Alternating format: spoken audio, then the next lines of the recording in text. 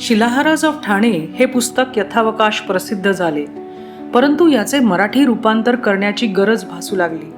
शिलाहाराज of Thane या पुस्तकाच्या मुखपृष्ठावर चित्तराजाच्या कल्याण ताम्रपटावर असलेली गरुड राजमुद्रा आहे.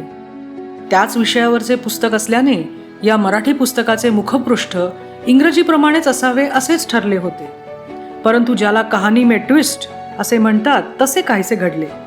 चित्तराजाचे आजवर प्रकाशित असलेले काही लेख वाचत असताना माझे लक्ष बर्लिन ताम्रपटाकडे वेधले गेले. हा ताम्रपट कुठे सापडला याबाबत कोणालाच काहीच माहिती नाही. बहुधा कोकणातूनच हा ताम्रपट बर्लिन म्युझियमपर्यंत पोचला असावा, परंतु त्याच्या प्रवासाबद्दल आपल्याला काहीच सांगता येत नाही. 1936 मध्ये डॉक्टर अर्नेस्ट वाल्डश्मिट या जर्मन विद्वानाने या ताम्रपटाचे वाचन जर्मन भाषेमध्ये एका जर्नलमध्ये प्रसिद्ध केले. डॉक्टर अर्नेस्ट वाल्डश्मिट हे प्राच्यविद्या तज्ज्ञ आणि इंडॉलॉजिस्ट होते. ते जर्मन इंडॉलॉजिस्ट एमिल झीग यांचे शिष्य होते. काही काळ त्यांनी बर्लिन विद्यापीठात अध्यापन केले होते. डॉक्टर वाल्डश्मिट यांनी 1936 मध्ये जर्मनीतील गॉटिंगन विद्यापीठात शिकवण्यास सुरुवात केली. मे 1937 मध्ये डॉक्टर वाल्डश्मिट नाझी पक्षात सामील झाले. 1939 मध्ये राष्ट्रीय समाजवादी जर्मन लेक्चरर्स लीगचे ते सदस्य झाले. अर्नेस्ट वाल्डश्मिट याने हा ताम्रपट बर्लिनमधील कोणत्या वस्तुसंग्रहालयात आहे याचा उल्लेख केलेला नाही. त्याने आपल्या शोधनिबंधात दिलेल्या ब्लॅक अँड व्हाईट छायाचित्रांचा वापर पुढे वा वी मिराशी यांनी आपल्या ग्रंथात केला होता. मूळ ताम्रपट त्यांच्याही पाहण्यात आले नसावे. तसेच बर्लिनमधील कोणत्या वस्तुसंग्रहालयात हे ताम्रपट आहेत याचाही त्यांनी उल्लेख केलेला नाही. चित्तराज याच्या बर्लिन ताम्रपटात चित्तराजाला चिंतराज असे म्हटले आहे. शैव आचार्य ज्ञानशिव याला माहिरहार षटषष्टी विषयातील कुंदे गावातील एक शेत दान दिले होते. शिलाहार काळातील विषय म्हणजे एखादा प्रदेश किंवा जिल्हा असा अर्थ होत असे.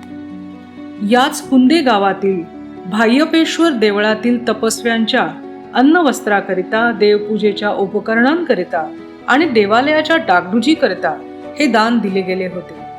चित्तराजाने ज्ञानशिव याला हे दान 5 एप्रिल 1034 रोजी दिले होते. कुंदे गाव भिवंडी तालुक्यात आहे.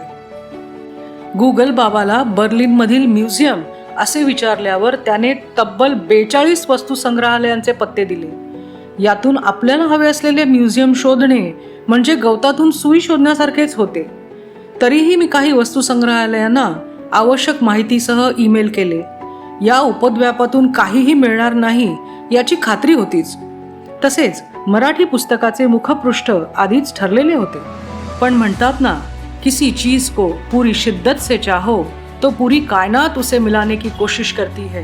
अगदी तसाच अनुभव मला आला. दरम्यान मी दिलेली माहिती या म्युझियममधून त्या म्युझियममध्ये आणि या विभागातून त्या विभागामध्ये पाठवली जात असल्याचे ईमेल येत होते. मराठी पुस्तकाचे टेक्स्ट तयार होऊन प्रकाशकाकडे जाण्याच्या बेतात असतानाच एके दिवशी बर्लिनहून ईमेल आला आणि चित्तराजाच्या या बर्लिन ताम्रपटाची उत्तम छायाचित्रे मला मिळाली. बर्लिनमधील म्युझियम फॉर आशियाटिशे कुन्स्ट येथील स्टोअर रूममधून अखेरीस चित्तराजाच्या बर्लिन ताम्रपटांना किमान 90 वर्षानंतर शोधून काढले गेले. अशा रीतीने आज आपण सर्वप्रथम या ताम्रपटांना छायाचित्रांच्या स्वरूपात प्रत्यक्ष पाहू शकतो. आता श्रीस्थानकाचे शिलाहार या मराठी पुस्तकाकरिता बर्लिन ताम्रपटाची राजमुद्रा आणि त्यातील एका ताम्रपटाचे छायाचित्र यापेक्षा उत्तम मुखपृष्ठ काय असू शकते.